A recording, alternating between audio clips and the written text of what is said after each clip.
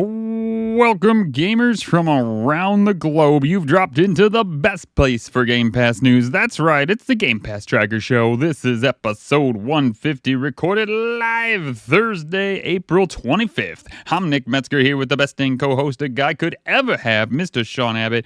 We're going to fill your brains with all this week's bits and bobs of Xbox, like, surprise, we got Jedi Survivour.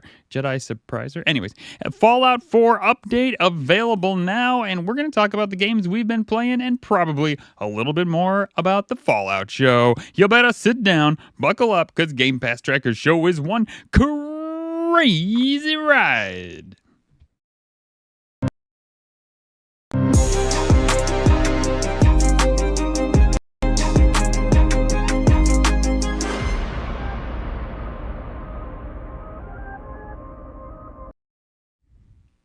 Hey up everyone, welcome to today's show. We're proper chuffed to have you all here on your favourite Xbox Game Pass podcast, the Game Pass Tracker Show. You can track us down on most social networking apps you have. Just have a gander for GPT gaming news. Got out to say, or got a question, don't be shy, drop us an email. Show at gamepasstracker.com. If there's enjoying what there's hearing, we'd be over at moon if they could have leave us a review on the go-to podcast platform. It really helps us spread word and reach more fans. We wouldn't be a Game Pass show without bigging up the big daddy itself, Xbox Game Pass. If there's fond of Game Pass, digs our show and fancy showing the support, toddle off to link in description and sign up to Game Pass Tracker on Xbox.com's website. They'll only be backing us, the Game Pass Tracker Show and family, but they'll also be joining best gaming subscription going, Xbox Game Pass. So sign up to whatever level suits them, be it game, PC Game Pass Core, or Game Pass Ultimate. Just play their own style by using code in chat or in show notes.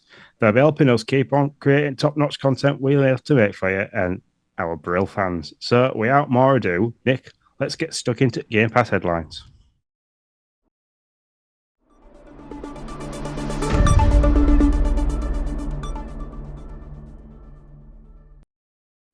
All right, we can't just move past that. So I gotta, we can't just be like, okay, well, now on to Game Pass headlines. Is that if you were talking with a bunch of friends right now? Is that how you would be speak? Is that how you would speak? That's what I gotta know. Not me personally, but that's as Yorkshire dialect as you can possibly get. So there's lots of other bits and pieces. So there's obviously the Cockney rhyming slang. So you've got the apples and pears and chips and peas and stuff like that for knees and stairs. But that's as Yorkshire as it gets. The shortening everything, very stuff like that. But we have a lot of the different other sayings and bits and pieces like that. But yeah, that's as Yorkshire as an introduction to a podcast as you can possibly get. Well, there you go. Sending it out there for all of us to learn and for all of the Yorkshires out there to feel like they're right at home.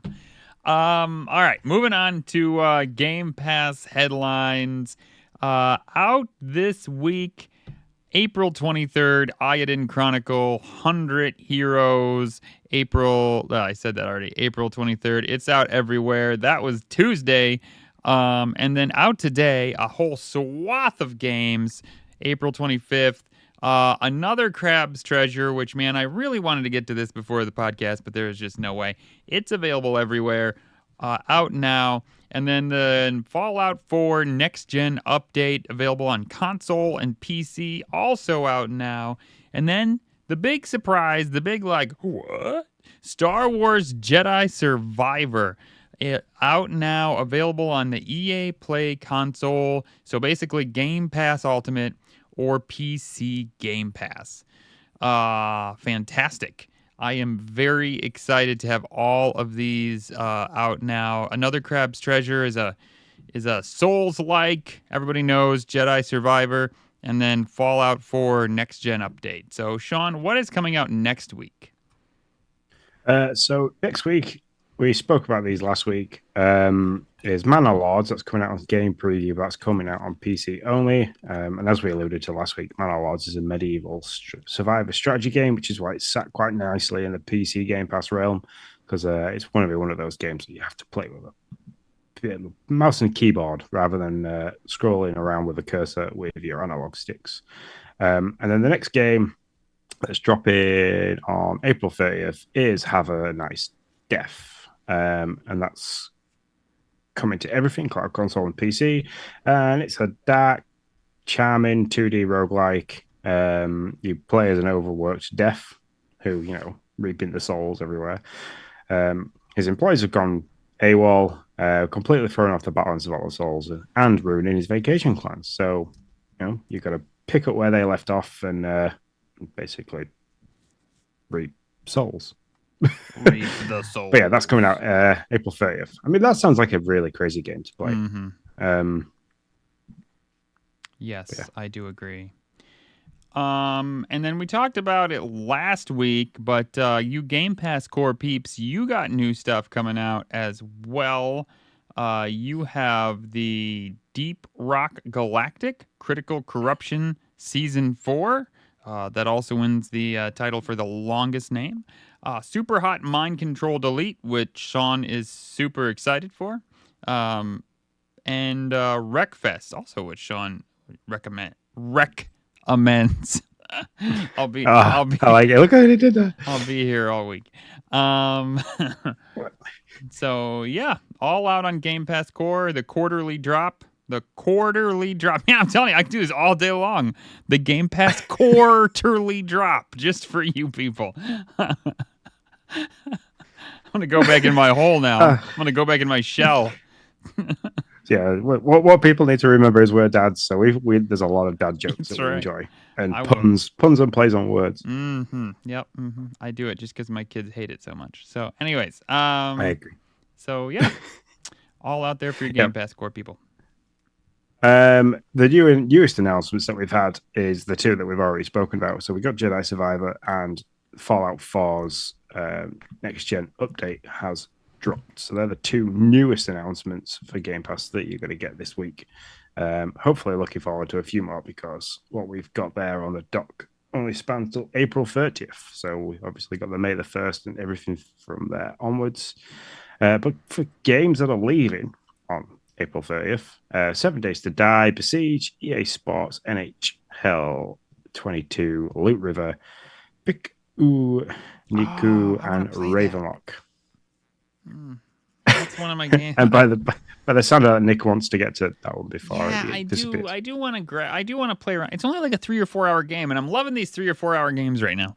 And it looks like a fun puzzly type game. I want to get to that. But, I'm going to try to do that in the next 5 days, which you'd think would be far enough time to play a 4 hour game. But life is not working with me right now. Not cooperating. That's the word I was looking for. So anyways, as I always say, if you're interested in any of these games, you have till April 30th to beat it or buy it for 20% off with your Game Pass sub. If it's a minute past April 30th, you're screwed. You're going to pay full price. You're going to love it. And they're pretty quick with that. They are. Yeah, that's 100%. So, Sean, are you interested in any of the games that dropped this week or coming out next week? I want to try Have a Nice Death when that comes out on April 30th. But between now and then, I've played some Jedi Survivour. I've been playing Fallout 76, and I've also given the next gen update for Fallout 4 go this evening. So I've got quite a lot to play. Yeah, that is quite the load. I am interested in another Crab's Treasure for sure. I don't know if this is going to be like the Souls-like that I'm going to just hate and I'm going to quit. There's a good possibility. Can't be any worse than Elden Ring. It can't be any worse than Elden Ring, which we love. We know it's a great game. It's just not for us, okay, people? So just go. We tried. We really did try. We did. Nick tried harder than I did. Oh, the Pumpkin Lord's on. Hambone Johnny himself, the man, the myth, the legend, the Elden Ring Slayer. Welcome. Glad to have you.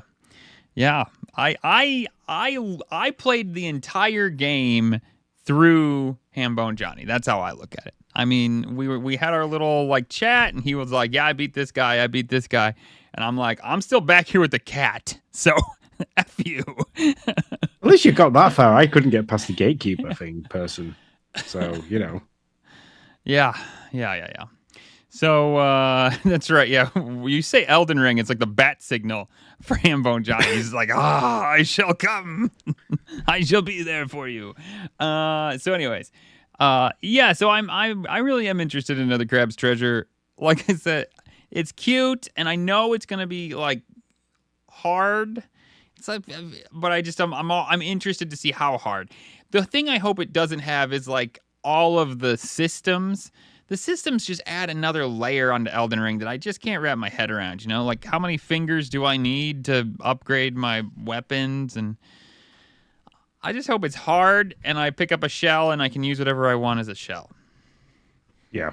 I mean, that was the system in Elden Ring that I was struggling with, is I didn't know what best attributes and everything to have to make things better. I was just kind of just hoping I could hack and slash my way through quite, you know, And you can't. dodge and roll, but it didn't work. No, you cannot. Anyways, Hambone Johnny says the easy mode is they give you a gun and you can one-shot everything. There you go. I like that. That would be fantastic. Yeah, I'd take that. So I am interested in another Crab's Treasure. I do want to play Star Wars Jedi Survivor, but you just told me it was 150 gigs. That made my... Well, it was for the X. Okay. So size-wise for the Series S, I'm not sure. Things have varied before with consoles. So I'm currently going to quickly look at that and try and fill a gap at the same time. You do it. You look it up. Let me tell you, at 150 gigs, a lot of things have to go. One, I need to beat Harold Halibut. And I'll talk more about that in a little bit. But I really do want to beat it. There's a run button in that game, by the way. I will just say that. It'd been great if I'd have known that 30 minutes earlier. So I do want to beat that. That'll get me 50 more gigs of space. And I think 44 apparently for the Series S. 44. It's 106 gig difference. Surprise! Apparently. Wow. Well, all right then. Oh, well, that's not too bad. Yeah. See, so I just need to beat Harold. I beat Harold, and then I'll just get rid of it and put on Jedi Survivour, and it'll all be good. So, there you go. 134 for the Series X and 44. That's a massive difference. That is. I feel like you just figured that out. I said I'm the first time shocked. it blew my name. It blew my mind. And you were like, yeah. And then all of a sudden you were like, that's huge. And I'm like, it is huge. I just did the math. But... That's like 3 times. All right. It took me how many months did it take me to realize that there was a billion instead of a million with with ABK? So, I just imagined you over here like moving like abacus pieces. Like, hold on. No, this is a lot. This is a big difference. Yeah. I love you. They're like, why is Nick so mean to Sean? He's a real ass. Why's he gotta be like that? The reason why Nick's really mean to Sean is because Sean speaks like he did at the beginning of the podcast. This is how I am when I don't get sleep. See, I'm like, no filter, no effing filter. I just say it all. Anyways, and Sean's nice enough. He's a nice guy. So yeah, that is a huge difference. But those are my 2. Survivor, another Crab's Treasure, and you are kind of edging me to try Fallout 4, to ditch Fallout 76, and to just jump back into Fallout 4 now that there's this next-gen update, and hopefully I won't get stuck at a Codsworth, whatever. Hold. Yeah. Well, I don't know, bug, whatever it was. So... Yeah. I think I'm gonna do it. We'll talk when we get to the dashboard. I'll talk about why I'm pushing you towards Fallout 4 over 76. So. Sounds good. Let's go into the X feed and then we'll hit the dashboard.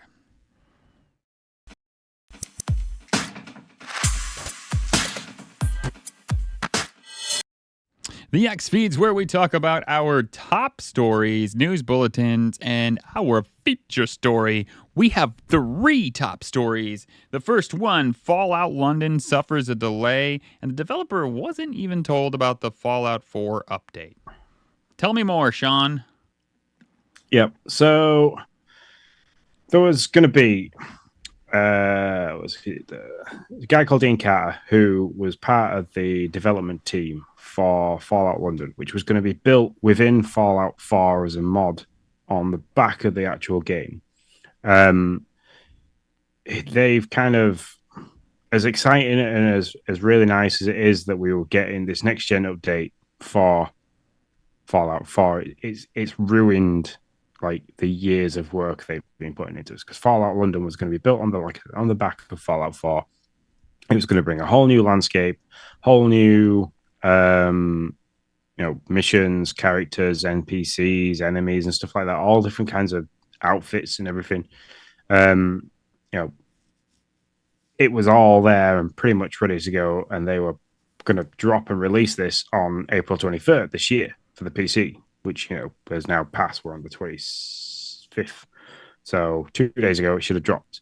But we got the news for the next gen update, and it's literally, in his words, is you'd think they'd at least had a conversation to be like, hey, look, you guys are at least notable.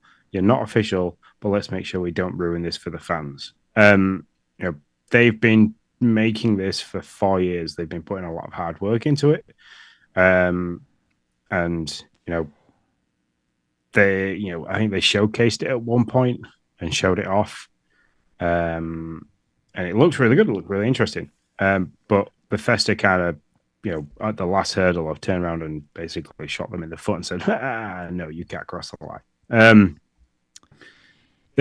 It might be a quick fix. It might not be a quick fix. They might have to go back to the complete drawing board and have to do a lot, because the next gen update is really nice. I've been playing with it this evening. It is, the colors are there. Everything pops. Everything's a lot smoother.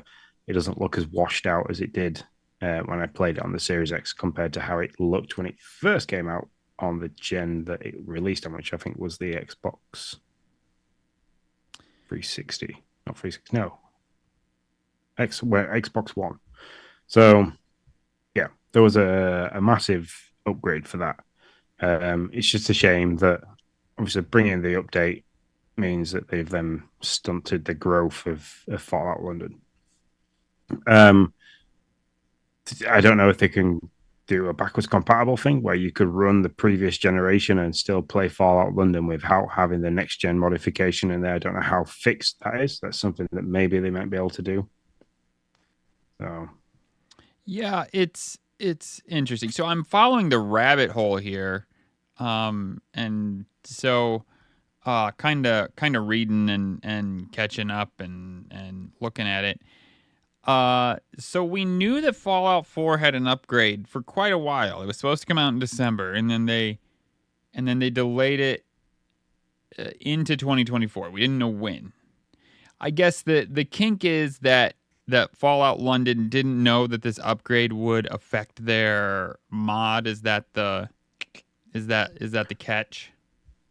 yeah, I think that's it's caused a lot of havoc with what they were building. Yeah. So but where do you draw the line as a company for somebody who's not a? I mean, I understand these guys are bigger, but where do you draw the line to be like, hey guys, this is gonna cause you an issue? Then that's gonna get out to the whole mod community. I don't know. I don't know. This one's on the fence for me. I don't know if I really think Bethesda owed them anything, to be honest. No, I don't think they owed them anything because they're not official. They are just a team of guys that have taken it off their own back as fans of the game and the franchise and the lore and everything that's like to go and make this huge mod, because obviously there's little mods all over the place that you can add things, but this was a pretty big like game changing mod that they were going to do. So it's not even says here, for those who are aware, Fallout London isn't affiliated with Bethesda whatsoever, so it remains a major DLC size mod within world map that's about the size of the vanilla Fallout 4 Commonwealth and Far Harbor combined. So it's still a pretty huge map, but it's not like the full world map. Obviously, this won't be coming to Xbox release, but obviously all you PC fans will get there. What they do finish on is that, so we won't give a fancy release date announcement at this time because it might be the 25th of April. We might get lucky with a one-day fix, which is unlikely, but it could happen. Or it might be a month or so from now. But please know in good faith, it's sitting there ready to go, just awaiting those fixes. So as soon as it's fixed, it'll drop.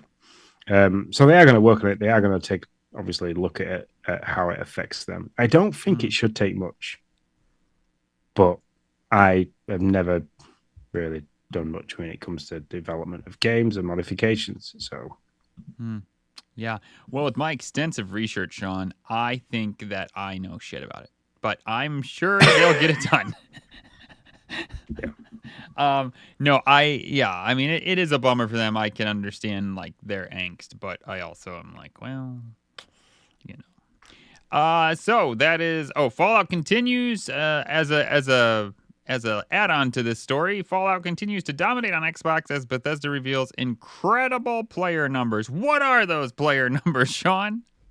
So I think it was 5 million players were identified across the Fallout games. So that's not in one individual, that's across them all. Okay. In one day. 5 million people were playing a Fallout game all in one day. And I think that adds to the fact that the Amazon series has just lit the world up. I mean, I can't scroll through TikTok now without it like being. I kind of go through funny video, funny cat video, funny woman getting plowed by snow video, funny video, and then all of a sudden it's like Fallout, Fallout, Fallout, Fallout, Fallout, and then like, oh look, you can make new Coca-Cola at home, you can do this, you can do that, and then it's like the actors and stuff like that within Fallout and behind the scenes stuff of those. So it is taking the internet by storm. With people that were never interested in the show in the game are now interested in the game. So it's just, yeah, it's doing gangbusters, as some people would say. I can't wake up without getting a Discord message from Sean about a funny Fallout meme. So, I mean, that tells you how crazy it is. I mean... Oh, the one I sent you with the weird doctor guy that like made the concoction for the then not the knight, the squire, yeah, who couldn't then be killed because you know he was fixing everything. Hey, we're getting into stuff here. Some people won't want to know that. It's been out for that long. Shush. But yeah, the way he like I wish somebody would look at me the way this guy looks at a chicken. That's the one that really killed me. I still like the one with the power armor where you're like everybody thinks in the apocalypse they're gonna be like the guy with the power armor, but actually they're gonna be like the guy that she first comes into with like just wearing underwear trying to get the water tower to work. And I'm like, dude, if I'm the guy wearing underwear trying to get my water tower to work, I actually feel like I have done well. I'm actually like I'm okay with that. I will be that guy. He was nice, you know. I mean, he did drink her water, but I mean, overall, he was nice, you know. I mean, a lot nicer than anybody else she ran into on the surface. Apart from the parting gift, you just stay here and be my wife. Yeah, I won't even talk to you. He didn't try to like force her to, though. You know, I mean, hey, it's a pretty lady in the apocalypse. Sure, you're gonna be like, hey, listen, would you want to stay with me? You're a very pretty lady, and I'm in my underwear. No, the show is doing wonderful things for the game. It's drawn me back into playing the game. So, and I'm already a big Fallout fan. So, for people who have never played the game but have been interested or on the fence about playing it, then watch the show. It's bringing people to it. I mean, I've spoken to people that have played, like maybe played Fallout 3 once when they used the game. And I've never gone to anything else, or somebody that's played like a little bit of Fallout 4 and stuff like that have then asked me like, is it worth watching? Will I enjoy it, even though I'm not a fan of the game? And all I can turn around and say is, if you like your dystopian style shows, post-apocalyptic style stuff with a bit of comedy, but you have an idea of the lore behind Fallout, go and watch the show. It's great. Yeah. It is a really, really well done show. You gotta like the gore though. There's like gore in pretty much every episode, so you gotta be okay with that. Which I mean, it's not normally my main thing, but man, I was still nothing's worse than the first episode. If you get through the first episode and you're like, okay, that was over the top, but I don't know if I want any more than that, you're kosher. I mean, I think the first episode's the worst episode when it comes to that part. Yeah, for sure. So yeah.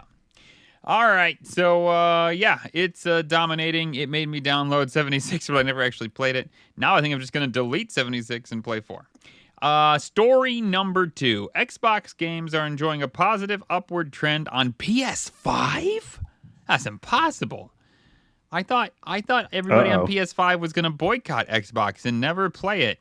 And it was that's what Twitter told me. This can't be a true story. This has to be false. I can't believe this. No, not according to Game Insights, which is done by via True Trophies, which takes its information from over 3.1 million PlayStation accounts. Based on this, the most recent release of Grounded seems to be doing best on PlayStation 4 and PlayStation 5 so far, with 49.1% more active players than Hi-Fi Rush's PS5 launch and 89.1% more than Pentiment's Sony debut, which obviously I don't blame everybody not wanting to play Pentiment because that game was hey, some people loved it. Okay, it just wasn't for us. I literally woke up, I played Pentiment, and I fell back asleep. I mean, it just was not for me. It was the music and the scripture writing thing. It was just one of those games that like you were reading it and you like the music and the chillable and the calm, and you were just like, oh. I would have named it Melatonin, but I mean, Pentiment's good too. You know, that's fine. No, but if you loved it, I'm very happy for you. It's all on me. I'm a dad and I sleep a lot.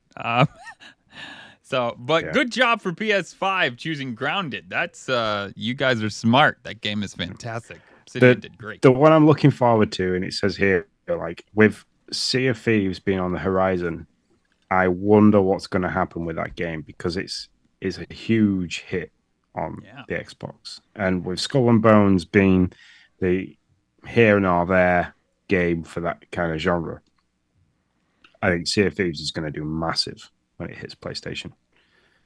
So. I would agree. I think there's a lot of people that have wanted to play Sea of Thieves over in the PlayStation world. I mean, to be honest, one of the reasons, and it's funny because I didn't play it very long, but one of the reasons I did want my Xbox was because I was like, that Sea of Thieves looks really good. So yeah, I think you're gonna get a burst of players when that game drops that are just gonna like play it like crazy. We'll see how long people stick with it. That's what I'm interested. Now, if you it's one of those that you need a gang of people to play it right and play it regular to enjoy it. It's not one of those games you can dip in and out. So it's one of those heavy progression style games that you need some teamwork with.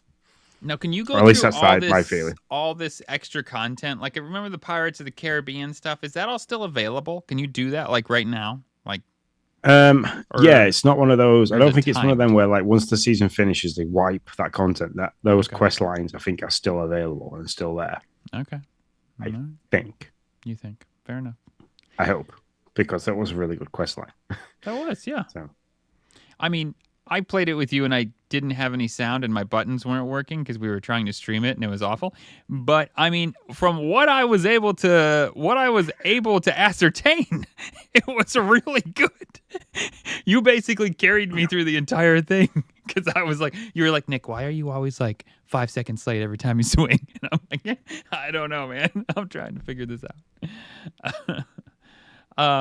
So yeah, way to go. I mean, this is not a shocker, only to a small bubble of people on Twitter who wanted to rage against it and other social media platforms. I think most everybody knew that this was a really wise decision by Xbox to drop these games. You know, I think that's why they very carefully picked the games that they picked. Right. Because they knew that there was going to be a level of people wanted to play Hi-Fi Rush because it got such a huge like Game Awards showing, and then Grounded was one of the first game preview games that kind of was solid from the get-go and continued to be solid all the way through to version 1. Yeah. So they chose the games really carefully, and they chose games made by really good developers. So Tango Gameworks, Obsidian, for Grounded and stuff like that. So they were doing, they very carefully handpicked the games that are going across. For sure. Yeah. Story number 3. Gears of War voice actor reckons we're due a Gear 6 announcement in June. Yep. So I didn't realize it was. Was it? Is it him that actually voiced it? Liam McIntyre. I'm guessing that's what they're telling us. That's what he's telling us. Oh, So he unless he's voiced. lying. He played Spartacus in a really good TV series called Spartacus. So I mean, I'd play the game just to hear him speak. Let's put it that way. So I guess Um, like wouldn't he know? He's either teasing something he oh, knows or he just thinks something's yeah, I don't know. I guess maybe it could be like a hey in the future, but you would still think they would have already if they're going to tease something in June, they would have already locked down contracts for like voice acting. yeah.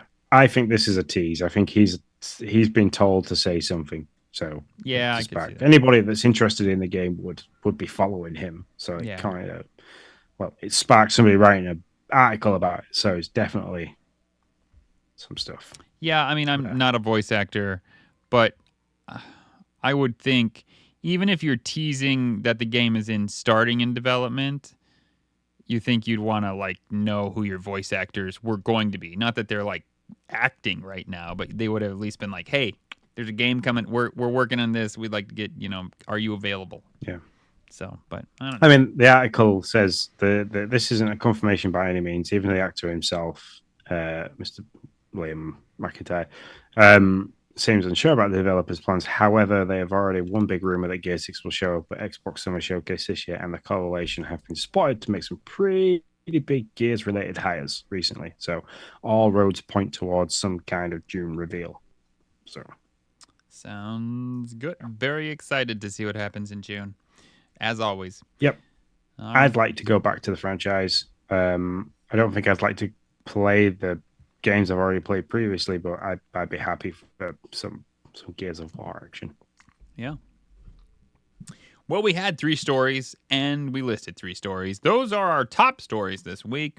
News Bulletin's 8-Bit Do unveils a budget friendly Xbox controller with Hall effect sticks. That's pretty awesome.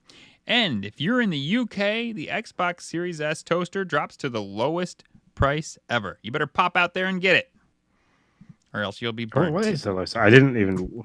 Wow, £20. I don't. Oh, I don't know. I could buy that. Mm-hmm. I could. You could. Where can I buy it from? Curry's. You Oh, could buy it, Curry's website. but you need like 2 of them. Right next to each other. I don't know about that. Okay, you should buy one and tell me if the toast is any good. Because I don't think it will be. I think it's gonna be like undone in the middle. Because like the picture's all toasted, but the middle part is they're like somehow keeping it cool so that it doesn't toast. That doesn't seem very good. Yeah, I could get that. Yeah. Like I don't know. It's white, so it'd go in my kitchen as well. There you go. You think Lindsay would give you the green light on that? I don't know. I think I should probably. I don't know. That's a bagel saying. Wait. How awesome's that? Wait. Oh yeah, your Mother's Day is already up, isn't it? That was like a few weeks ago, wasn't it? This might be my Father's Day present. There you go. I was gonna see. You're so much better than me. I was gonna be like, you can get it for Mother's Day. You'd be like, here, honey, I got you a toaster for Mother's Day. Oh my gosh, it's the Series S toaster. I didn't even notice that. That's crazy. I just thought it was white. It would go in the kitchen, honey. If I bought Lindsay a toaster for Mother's Day, I think she'd make me take a bath with it.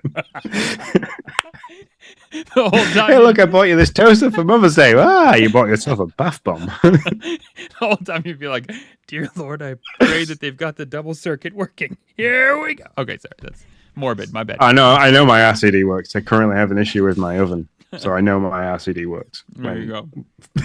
You're good. All right. So there he is. I don't know where that went. Dark and deep. Xbox Series S toaster drops the lowest ever price. That was a news bulletin, but it went somewhere else.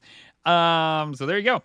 Feature story. We are going to talk about the Fallout show right here, right now. Sean thinks you all have seen it because it's been out long enough. All 8 episodes. We're just going to talk about all of it. So you've had a month. Look, you've had a month to watch it. If you haven't watched it, now is a good time to kind of skip forward by about 20 minutes. 20 minutes. I like it. Yeah. It's probably Maybe true. a little bit short. I don't know. But just be aware that we are going to say some things that if you don't already know about them, we'll then know about them. Just So, skip forward until you hear the. That's the dashboard intro sound, so you'll be just fine. Okay. Or if you're yep. watching, skip forward until you see a magic sheet appear like it's going to have a car and it doesn't. And then that's also the dashboard video intro. So then you'll know. So there you go. See? Yep. We're here for you. All right, it's in. So we've watched all 8 episodes. My biggest complaint with this show is that it's only 8 episodes. Yeah, that was going to be my only complaint. No, I thought it was great. I thought the story was good. The writing is funny. The acting's great. They did a great job with all the cinema. I mean, the whole thing is fantastic. I'm gonna lean on you to talk about like the lore because I don't like the how it delves into the game because I'm not really there. I'm here for the entertainment and for fun. But yeah. So the ending of the last episode where Henry's in the cage and she's talking about all the who the real bad guy is, and it kind of alludes to the fact that Vault-Tec wanting to make as much money as possible of the fact that they were building all these vaults that nobody would be keeping an eye on, so they could do what they want to do inside them, to like Robocop and all the other companies that we see listed in the Fallout games and within the Fallout lore. They are the bad guys. Basically, they dropped the bombs. They made these vaults that were going to be proof enough to withstand nuclear blasts and stuff like that, and obviously wanted to make money and get as much revenue and people invested in these and stuff like that. Is they were kind of like, look, we can make sure that these people are in these vaults because we can drop the bombs. We can do it. We can wipe out the entire enemy on the surface, because obviously this was in a time where they were at war and things like that. We can just wipe the slate clean, disappear off into these vaults, and then kind of come out when everything's safe and there's nobody around, and we can rebuild our world. I mean, the whole premise of what Fault 31, 32, and 33 are is 31 is holding all of Bud's buds. So all the people that the high ups and the big wigs of Vault-Tec were kind of frozen in stasis and kind of brought out and bred to hopefully breed the most pleasant and nicest management people in the world that they could do. But yeah, that one tiny piece of information, which wasn't a tiny piece of information, which like a huge piece of information, completely changes even the intro part to Fallout 4 for me. Where the Vault-Tec guy comes at the door and he's like, "Hey, yeah, just in case on that in-timely thing where there's a nuclear blast, you're in the vault, woohoo!" And it's like Vault-Tec knew, and like I started the game this evening, and I was like, yeah, that's got a completely different taste to it now. Yeah, didn't we always kind of assume that they weren't the good guy though? I mean, I don't know. I didn't play very much of Fallout 4, but I assumed they weren't the good guy. I guess I didn't assume they dropped the bombs, but there was something about it that seemed off, right? I mean, something about it didn't seem right. Well, whenever you go into a different vault and they've done different tests and stuff like that, you kind of think to yourself, okay, the whole of Vault 111 in Fallout 4 is a test of, we're doing tests on people to see how unknown subjects can be held in stasis and for how long or what it does to them. Mm-hmm. So, that side of it doesn't paint Vault-Tec in a pretty picture, but that's pretty much what happens during any war. Is you look at World War II and what the Germans did in terms of the forward in for medicine. They did horrific things to people, and it was absolutely outrageous what they were doing. But how well they forward medicine from that is one of those things that comes with absolute genocide. So what you're saying is, we knew they weren't good guys. We just didn't know they were like the bad guys, I guess is the way. Yeah. Like, we thought they were just using an opportunity that they didn't create. We didn't realize that they created the opportunity. So yeah, Exactly. I That's get it. it. Yeah. That's what makes them worse than they already were, if Yeah, that makes it yeah, most yeah, yeah, yeah. at all No, that does. possible. But yeah, I mean, and that little hint. So like you watch the first episode, and like within the first 60 seconds of the first episode, there's a news bulletin saying that like the president can't be at this meeting because for unforeseen circumstances. Um, that is Bethesda doing a really really sneaky trick of telling us exactly what's going to happen and exactly the premise behind everything within the first 60 seconds of the show. But it's one of them things that's just in the background. You don't really notice it because you're so excited to watch the show. You're like looking at everything that's happening. You're trying to pick up all the different bits, like, oh, look, there's Codsworth there. And oh, yeah, they're drinking Nuka Cola and the sugar bombs out on the side. And everyone's like, oh, look at this egg, look at this egg. Like, it was pointed out to me by somebody else. And I was like, nah, you got to be kidding. So I went back and listened to it. I was like, oh, okay, yep. Fair enough. So, but everything about the show, I've absolutely loved. I liked the characters, the choice of actors for the characters, just everything about it is like you said. It's a shame that it's only 8 episodes long. So. It is, and yeah, you don't know how long you're gonna have to wait for season 2. I imagine at least a year. Yeah, Sony just recently had the go ahead. I mean, I can't understand how it took them to release the first series and then watch everybody's reaction and go, yeah, okay, we'll make another one. Yeah, so. Yeah, I'm definitely excited for it. I think they've broken the mold as well when it comes to taking a game and making a series about it. Because as much as The Last of Us did a really, really good job, there wasn't much in The Last of Us that was kind of like lore in terms of like the vaults and the outfits and the goals and the whole premise and the world that's created within Fallout. Because The Last of Us was basically zombies that were driven by mushrooms that were just in our normal world. There wasn't like a pretend universe built around this. So The Last of Us kind of did a really good job of staying true to the storyline. Yeah. But they didn't have much of a lore to stick to. Where like The Witcher, that series has now been cancelled because they are strewn so far away from the lore of the game that the fans, even Henry Cavill, the guy that plays the main character, has turned around and said, I don't want to be part of that because you are not sticking to the lore of The Witcher. You've come away from it and stuff. You're kind of ruining the atmosphere. I think what Bethesda have done with MGM and Amazon is they've broke the mold. They've kind of turned around and said to everybody, look, if you want to make a great series based on a game, you have to stick to the lore. Don't stray away from it. I mean, I think that's how things like the live action Pokemon movie has done such a really good job because they stuck to the lore of Pokemon and like how we like I'm a big Pokemon fan. How we feel that Pokemon would be integrated into the world. They've done that with like having Detective Pikachu as a detective and stuff like that, and then like all the different bits and pieces. So I think that's one of the other reasons why the show has done so well is it's sticking to the law and it's representing the game really well. And they've added things in the series, so like they've made the ghouls a little bit more apparent than just the mindless zombies that they are in the game. Ghouls are kind of the thing that are walking around that you come across quite often that you just shoot.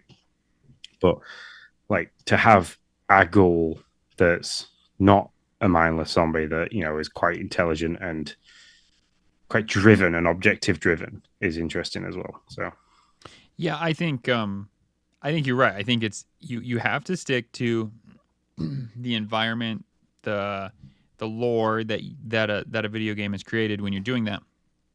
I personally I thought The Last of Us was great.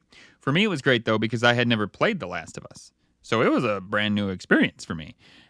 But what I love about Fallout is it's not following a video. It's not following the storyline.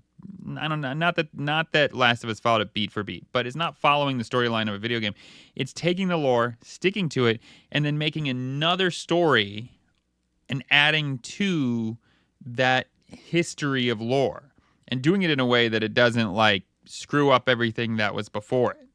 And so, or everything that you've played as a gamer. And I think that is what makes Fallout so great.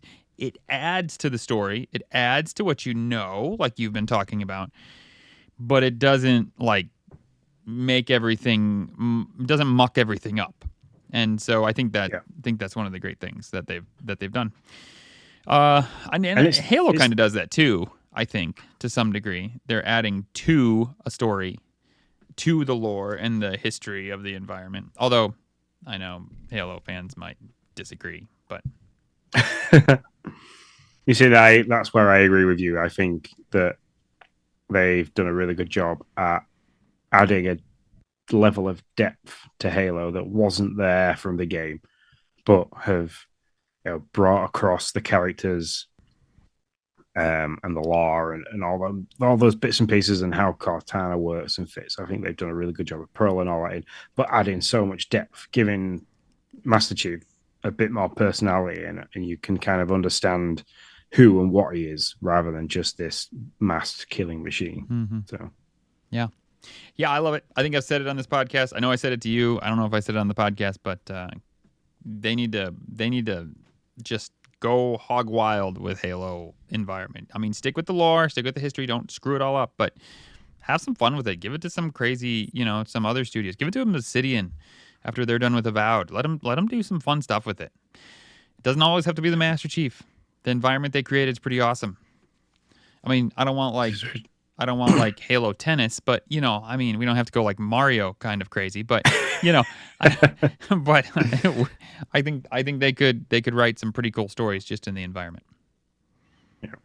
The one last thing I will say about the Fallout show before we move into the dashboard is the timeline of everything as well. So, like the bombs drop, and then 200 years later, we have like Fallout. 212 years later, we have Fallout 4. The Fallout show is set roughly around the same time as Fallout 4. So, like the landscapes that we're seeing are kind of been picked from the Fallout 4 game. So you've got like the flats where the Brotherhoods are, and you've got like the Red Rocket scene is there, the garage area, which I thought was really nice when they brought that across. And then there's all the events and everything in between that kind of happen. So the Sandy Shores or Sandy? That's the town, right? I think that's the town. Up. I think it is. Yeah. So that's part of the New Vegas area. Like you said before we started this, you pointed that out. I completely forgot about it. But the last scene in the last episode where he lands in the desert and he starts marching towards the Las Vegas Strip in the Nevada desert. Mm-hmm. We're now going to be looking at a New Vegas area, or they could go back and replay a bit of the New Vegas and give us some events to show us how it got to the absolute trash heap that it looked at in the end of the last scene, because they've got to bring that. That's something they're going to have to do. Is they're going to have to look at how it ended in New Vegas and bring that into the series to kind of stay with the timeline of everything. Because if you start, that's the other thing as well, sticking to the law, you've got to stick to the timeline. Mm-hmm. If you start messing around with the timeline of events and stuff, you're going to get people really pissed off really quick. So yeah, I'm keen to see what happens next, and how they take this and how they use the New Vegas landscape and bits and pieces like that. So definitely, totally great series. Can't wait to see season 2. We are now though off to the dashboard.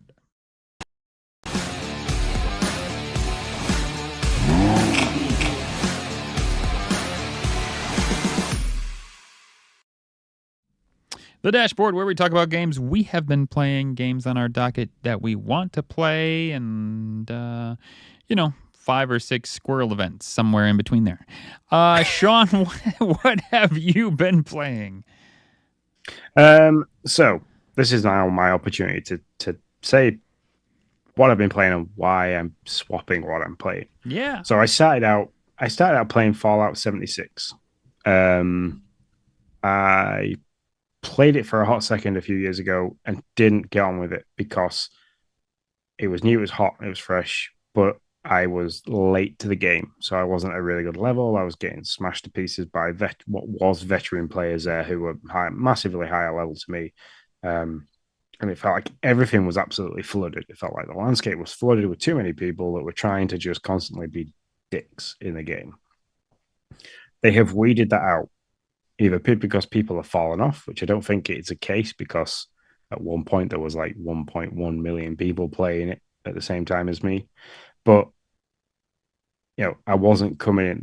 What the veteran planes that were there were quite helpful, and they were leaving stuff on the floor for me because I was at a low level. They were just dropping items, and it was really nice. It was like a really good interaction. You can use emojis in it or emojicons, so like you can do the thumbs up and your character like actually do a thumbs up and wave and like show a love heart and stuff like that. So people have been really helpful. The missions though were a bit few and far between. I felt like I was doing a lot of wandering around and not getting a lot for my wandering around. I put 10, nearly 11 hours into the game so far on 76, and don't feel like I've achieved a right lot. I feel like I've been to a few places, but I don't feel like I've achieved a few things.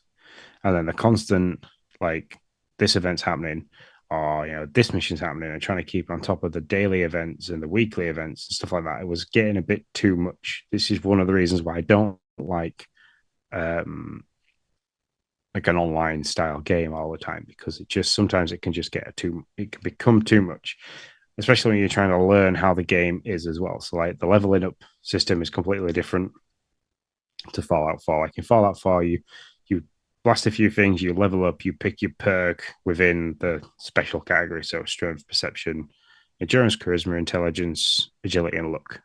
Look at that. I can remember them all. Where in Fallout 76, you open a card pack and you get a load of cards depending on what you choose. You can then level up the specific letter in special, and then you can stack your cards against it for different attributes and bits and pieces like that. I couldn't quite get my head around it, but because you're trying to get into the game really quickly and stuff like that, I didn't take the time to fully understand it and bits and pieces like that. And then the other side of it is weapons break, so you have to repair them often. And there's a thirst and hunger element to it as well. So you've always got to make sure you're carrying some kind of food and some kind of water to like the survival instinct of it. Yeah, I have heard that. That it's annoying initially because you're always boiling water or whatever. Yeah. So, constantly smashing through Radaway to get rid of radiation poisoning because you picked up stuff you can drink, and obviously it gives you some form of radiation poisoning. But because you haven't got the recipes to make stuff, it becomes quite difficult. Hmm. So, when I caught wind of the next gen update, I downloaded and updated Fallout 4. I've started a new save on that, and the thing is absolutely gorgeous. It's got rid of all the washy kind of colors that Fallout 4 did have when you were playing it on a next gen console. It doesn't look as faded. It doesn't look as rough around the edges. Everything's smoothed out. It's not as jerky and as janky as I remember it being. It's been really smooth to play. I've had no like blips or errors, stuff like that. So I'm probably going to play a more Fallout 4 than I am 76 because I like the single player aspect of Fallout 4. It comes away from it being online. Mm-hmm. You can play it multiplayer if you want to. Forced to, but you can play it that way, I believe. I didn't realize that. You can like do co-op missions, but the progression isn't carried across. Oh, okay. I gotcha. So I think progression sticks to the host. I don't think it's mutual across both host and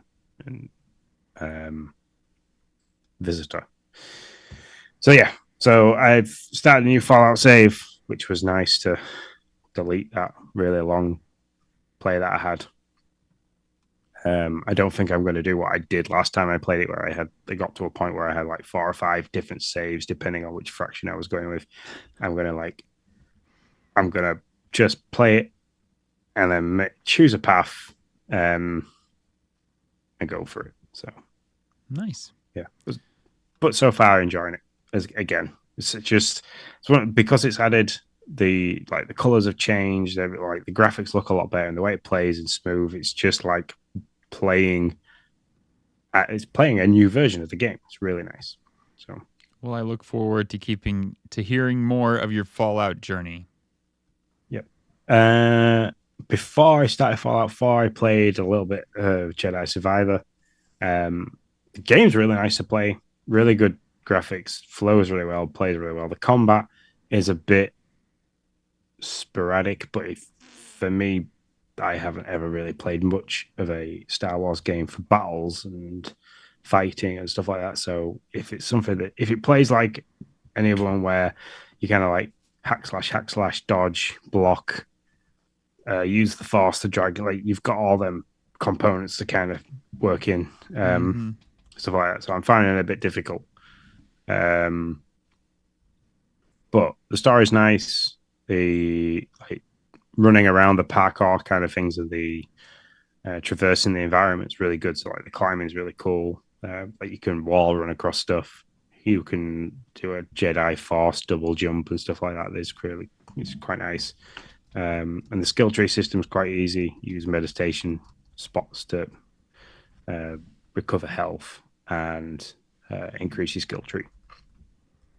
So all of this is pretty good. So it is a nice game. I just don't know if it's going to hold my attention as much as going back to Fallout 4. But that's purely because Star Wars is one of those things that I wasn't fully into. I think I've said it before. I enjoyed like the stuff, like the space flying, dogfighting kind of things, and the pod racing rather than like the actual lore and story of Star Wars. Mm-hmm. I am actually going through them with the kiddos right now, from the beginning. So not how they actually came out, but like episode 1 to whatever in the timeline. So we are about to go. We are about to start what is the 7 whatever episode 4, I believe it is, the one that came out, the first one. So the one that came out in 77. So kids are going to get a really good history of what sci-fi was like back in the day. Yeah, so it's very interesting. We just saw something from 2005, and now they're about to see something from 1977. So it should be fun. It should be interesting. We've prepped them as much as we could, right? We told them like, all right, we're about to go back in the graphics. Hey, look, kids, Yoda is going to move really slowly and rigidly. Yeah. So yeah, that's been fun to see them, but also fun for me, to be honest, because I haven't gone through. I mean, I watched them as they dropped, and to be honest, I was kind of like, I don't really remember what happened in the last time I watched the Star Wars. So it's been interesting to go through them quicker and know what's happened in the past, and so it's been fun, good times. And then the last thing I want to talk about, it isn't a game that I've been playing or anything like that. It's something I've been listening to. I went on a day out with one of the guys from work, Lewis, to do a bit of mountain biking. And he said he likes to listen to like true crime kind of podcasts and stories and stuff like that when he's relaxing to kind of like switch off. Episode 387 from UK True Crime Podcast. Okay. Hi, Siri.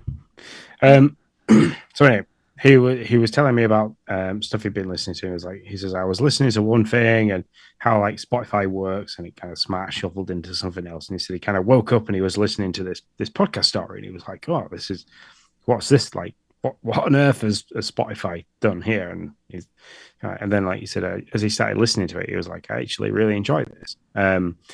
So there is a podcast group called the Seven Lambs Productions. They make an array of story style true crime podcasts and things like that. The one I've been listening to in particular is one called Tower 4. I think I spoke about how I started it last week. And was just kind of alluding to just getting into it. I have now listened to all the episodes. There is 3 seasons.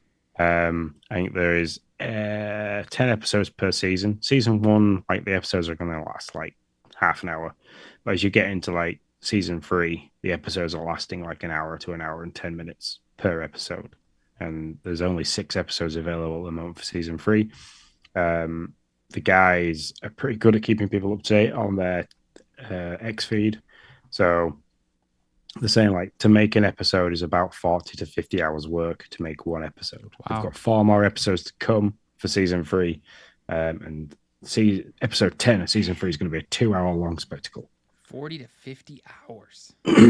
Yeah. For a Well, 2-hour episode. That's crazy. I don't know if that's just editing. So obviously they've got to do all the script work is there. So they're reading a story and stuff, and they're doing lines, and obviously the voice actors have got to be available. But then when they edit in sound. So like when they're talking, as if they're talking and they're walking through the woods, like they have the sound effects of people stepping and like rustling of like rucksacks and stuff like that, and leaves and things. It is a really, really cool series to listen to. If you like audiobooks, but you want that a little bit more immersion than just than somebody reading a book. These things are amazing. I have, like I said, I have listened to them all. Like when I've been walking the dog, or like I've been driving, or if I've been doing chores around the house, or even just laid in bed. I can get a whole episode laid down in bed, That's awesome. listen to the whole like episode. Really, really good. It's something I've never been into before, but I can't wait for the next episode to drop. And it's like the last one dropped 18th of March, so I'm hoping episode 7 will drop in the next like 2 weeks. Nice. Very, very cool. And we already talked kind of what's on your docket with Have a Nice Death. You didn't really say, are you into another Crab's Treasure? Are you going to give it a go or not so much? I am not sure. I've looked at it twice to like set it going to download, but then at the same time I've just got Jedi Survivour and Fallout 4, so I don't know how much I want to be sidetracked. Yeah. If I had a backbone or something that worked a little bit better than just my controller with my phone, then I might be tempted to try it via the cloud. But yeah, that makes sense. Well, for me this week, I have played. I finished the little Gator game. I've talked about this enough. Charming, wonderful Zelda, love letter to Zelda. In a very enemy kind of. You're just a kid going around in a live action role playing game. It's a really fun. I played Harold Halibut. I think for about 5 hours so far. I am enjoying it. I did not realize you could press and hold X to run. That would have made my first 30 minutes much more enjoyable because he walks very slow. My only thing at this point, I will say, it seems very like one path. So it's like you're just kind of fetching whatever he needs you to do, whatever somebody's put you on. Hasn't been a lot of puzzles or anything, but what I will say is the story's got me. Like I got to a point now where I found a thing and I want to know what's going on in this world at this point. So even if it is just a one path game, the voice acting is pretty good. The art style's fun because it's got that claymation type thing going on, and the story is such that you keep want to keep trying. You keep trying to figure out what's next. So I will probably see this one through to an end.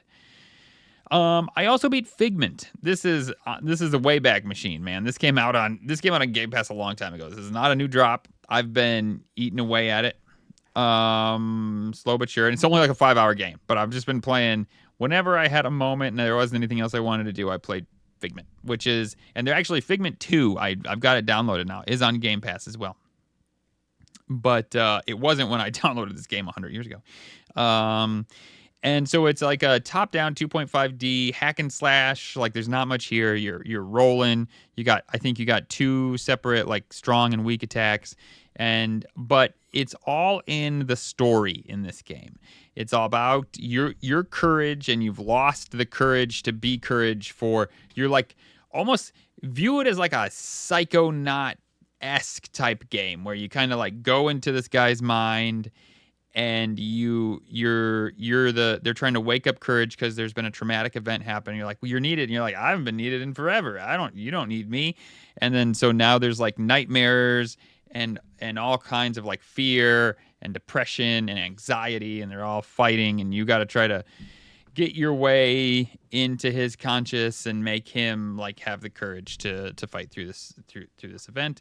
It has the story's great, but I will say you don't really feel the story unless you get to the end. Like you're kind of just going through the motions until you get to the end, and then if you get all the way to the end, the last like 30 minutes really wraps up the story, and you're like, oh wow, this is cool. Good news, it's 4 to 5 hours, so it's not like you got to trudge through 20 hours of gameplay to get to that 30-minute finale. So so little gator game, Harold Halibut, and Figment. Those are what I have been playing. I will continue to play Harold Halibut. I've downloaded Figment too because I want to at least give it a go. And I will download another. Actually, I probably won't download another Crab's Treasure. I will probably try it on xCloud and see what I think of it there, and then go. If I get my little crab ass whooped too much and I start to cry, then I won't worry about it. And if I like it, then I probably will download it. So see what happens from there. And that is my dashboard. Awesome. I mean, you've been very busy. You kind of dropped a list of the stuff that you've been up to with new refrigerators, patio projects that are just growing arms and legs, and then obviously getting ready for all your fundraising bits and pieces that you do. So yeah, it's been a crazy week. So I actually haven't played. I played all that last week. The end of last week, like I had this window, and maybe it wasn't a window, to be honest, Sean. Maybe I'm paying this week for my window. Like when I think about it, I probably could have been doing some of this stuff, like at least 20-ish%. I probably been doing it in my window, in air quotes, that I had to play games. But I took like Thursday and Friday last week and really just played a bunch of stuff. All that stuff I talked about, I played Thursday and Friday, and a little bit Saturday. A little Gator game I played with Noah on Saturday. So yeah, it might have been less of a window and more of like just a delay of responsibilities that I am now reaping what I sowed. But whatever, it's adulting and it was fun. So I wouldn't. Yeah, well, welcome to adulting and parenthood. That's right. So yeah, cool. I don't think there's any questions for this week. So I shall roll us out and take us to the end. Thanks very much, everybody, for hanging around and listening. We apologize if you start listening to the feature story and have things ruined for the Fallout series, but by now you should listen to it. And we did give you pre-warning, so don't come at us. Yeah. Don't forget to follow the link in the description for getting a Gamecraft subscription. Obviously, it works well with us. Our affiliation with Xbox is there. It's strong. So yeah, please use that. Also, don't forget to check out the Twitter accounts for myself and Nick. I've said them pretty much enough now, and they are in the video link underneath us down here. Also, GPT Gaming News for the main one, which kind of backs the show and everything like that. Go give those guys some love. They do a fantastic job of getting all the information out for all the new games, and then little bits of videos and images as well for them. And that's it. Oh, and there's also some big news out there. Some people joining the team and stuff like that. So we've got Alan Freely, who is Idle Sloth, massive name in the Xbox community. He's out in there, and Sabrina Tran, who's also joined the crew. Welcome. Hello, all. So yeah. Anyway, thanks very much again for listening, guys, and until next week, we shall see you later. See you later, guys.